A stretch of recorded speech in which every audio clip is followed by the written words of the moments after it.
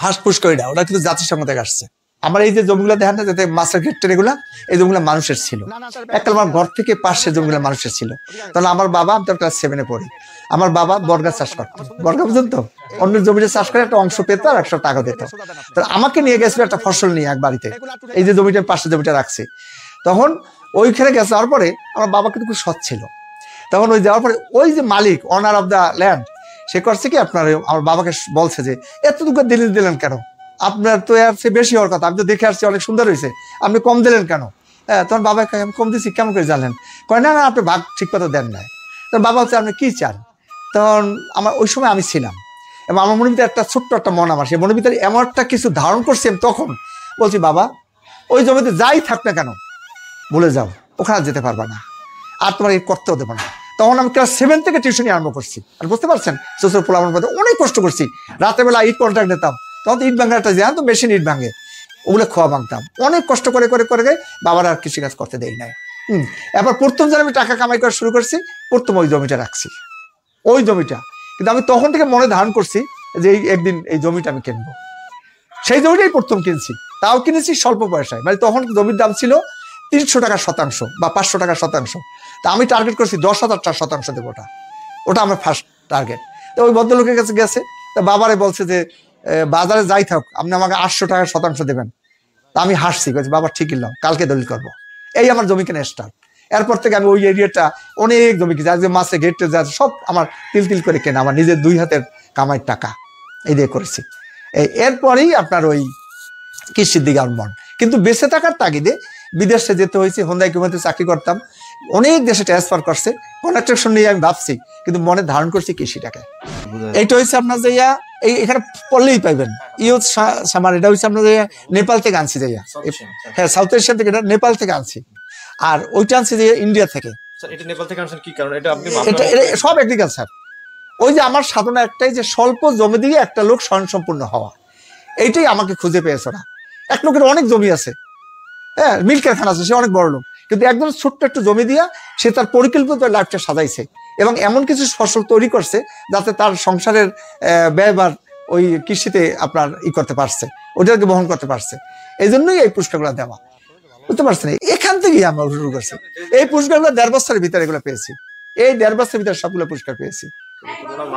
এই যেমন আপনারা আসছেন, আপনারা কিন্তু ঢাকা থেকে শুনে আসছেন, উত্তরা থেকে কেন আসছেন, আমাকে শুনে আসছেন, এইভাবেই আর কি। আপনার 2023 সম্পর্ক এটা আমি আনছি এই গত 5ই জানুয়ারি, আমরা ইন্ডিয়া থেকে আনছি এটা পুরস্কারটা।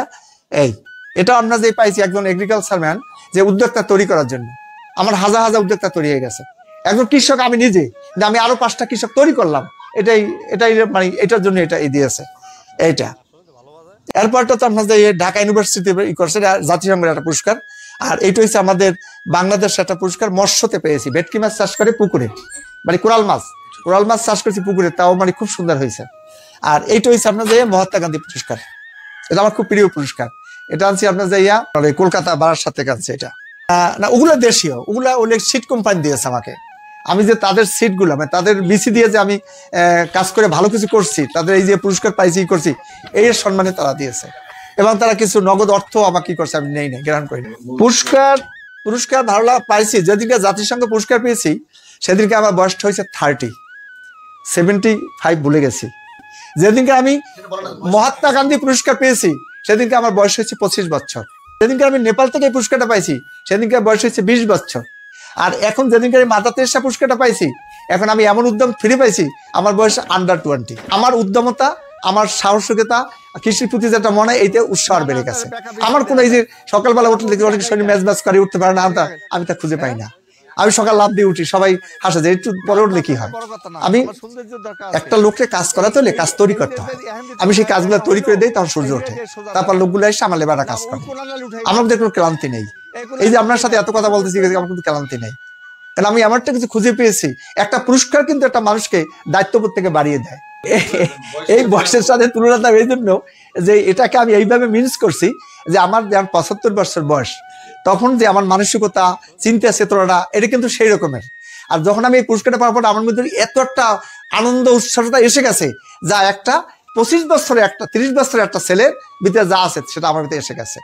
আবার যখন আমি এখন যখন আমি আন্ডার 20 বলতেছি, এগুলো হয়তো না বোঝানোর কিছু নাই। এটা এই জন্যই বুঝাতে চাচ্ছি যে একটা মানুষ যখন সে সব দিক দিয়ে সুখী স্বাবলম্বী মানুষতা ফিরে পায়, তখন তার ভিতরে বয়সটা একটা ফ্যাক্ট থাকে না, তখন সেটা সুখী জীবন খুঁজে পায় তার অন্তরের মাঝখানে। তখন তার পৃথিবীটা মনে হয় যেন সমস্ত পৃথিবী সি ইজ দ্য কিং বা হি ইজ দ্য কিং, এই কথাটা মনে আসে। তা আমি এখন সত্যি আমার মনের মধ্যে আমি জানি একদিন হঠাৎ করে মরে যাব টপ করে, কিন্তু আমি খুব সুন্দর একটা পৃথিবীতে বসবাস করতেছি, সুন্দর একটা মন নিয়ে আমি সাগরে ভাসতেছি, আমি খুব সুখী মানুষ একজন। কারণ এই পুরস্কারগুলো যেখান থেকে আনছি, এই পুরস্কারটা তো বেশি হয়েছে সম্মাননা। তারা যখন আমাকে বড় একটা যখন 5 স্টার হোটেল মতো একটা হোটেলে যখন এই যেমন আমি রাজনন্দিনী 5 স্টার হোটেল ইন্ডিয়াতে হাবড়াতে, ওইখানে আমাকে ব্যাঙ্কুইট হলে আমাকে এই অনুষ্ঠানটা হয়েছে, সেখানে আমি হাজার হাজার মানুষের ভিতরে 1 নম্বরে একজন কৃষিতে হয়েছে এবং বাংলাদেশ থেকে আগত। তখন তাদের যে ক্লাব বা তাদের যে কথা বলা, যেমন একটা লোকের 2 মিনিটের বেশি সময় দেয়নি তারা কথা বলার, আমি 40 মিনিট কথা বলছি, তারপর বলছি প্লিজ স্যার অন মোর। তো এই জিনিসটাই আমার জন্য বই আনছে। আপনি কি দেবেন, আমাকে 5 কোটি টাকা দিতেন, তা দিয়েও কিন্তু আমাকে ওইটা খুঁজে পেতেন, কিন্তু আমি যা পেয়েছি এটা আমার শুধু আমিই মনে ধারণ করছি, এটা ব্যক্ত করার মতো ক্ষমতা আমার নাই। কিন্তু যখন আমি মাদার তেরেসা পুরস্কারটা পেলাম এই লাস্ট আর কি 1 জানুয়ারি 3 জানুয়ারি আর কি, 3রা জানুয়ারি পাইছি, আমি বাংলাদেশে আসছি 5 জানুয়ারি। তা ওই সময় আমার মনে হয় যেন আমার বয়সটা আন্ডার 20 নেমে গেছে। এটা অর্থ হয়েছে এইটাই, আমি এত আনন্দ, এত উচ্ছ্বাস, এত সম্মান পেয়েছি যে আমি মনে হয় যেন আমি একেবারে সদ্য মানে ইয়ং একটা মানুষ হয়ে গেছি, এবং আমার আরো দায়িত্ব বেড়ে গেছে, আরো আমি কিছু করবো। এইটার পরে কিন্তু আমি এই কোচিং সেন্টারটা মানে আমার টিচিং সেন্টারটা, ট্রেনিং সেন্টারটা আমি আসেই ঘোষণা করছি আমি ট্রেনিং সেন্টার করবো। ওখান থেকে যে অনুপ্রেরণা পেয়েছি, কারণ ওখানে আপনার ভিয়েতনামের কৃষিবিদ ছিল, উনিও পুরস্কার পাইছে, উনি পাইছে অন্য কিছুতে, মাছে, আর আমি পেয়েছি এগ্রিকালচার। এইটা ওরাও এগ্রিকালচারের মাধ্যমে পড়ে, কিন্তু উনি পাইছে মাছে, আমি পেয়েছি এটাই। তাই ওনার সাথে আমার কথা হলো, ওনার জীবনের সমস্ত সত্তা, ওনার ওয়াইফ চলে গেছে, ইতিহাস করছে আমার কাছে, ওনার সমস্ত সত্তা কৃষকদের মাঝখানে ঢেলে দিয়েছে, ওর যা ইনকাম। উনি একটা জামা গায়ে দেশটা দেখলাম, আমি বলবেন যে ভাই তুই পয়সা নাই, কিন্তু উনি কিন্তু নিজেকে নিয়ে ভাবে না, এমনভাবে ন্যস্ত হয়ে গেছে। ঠিক আমিও চাচ্ছি একজন ভিয়েতনামী সেই কৃষিবিদ হতে, আমি ওই লোকটার মতো হতে চাই, যে একটা মানুষ সীমিত বয়সের জন্য আমরা পৃথিবীতে আসি, এখানে পৃথিবীকে কিছু দেওয়ার স্বপ্ন রাখা উচিত। আপনাকে বলি, আমাকে ফোর্স করা হয়েছে যে আপনার বইমেলার ভিতরে আপনার কৃষি বই দিতে হবে, আপনার সময় মিলাতে পারি না, তারপর আমি বই লেখা শুরু করছি কৃষি নিয়ে আর কি। এবং আশা করি আমি মনে এই গত 4-5 দিন ধরে লেখা শুরু করছি। একটা কৃষকের গল্প আমার বইয়ের নাম থাকে, কিন্তু আমার সবচেয়ে কষ্টের বিষয়, আমার এলাকার কোনো কৃষককে আমি আজ পর্যন্ত আমার ইতে আনতে পারিনি, কিন্তু আমি চেষ্টা করতেছি।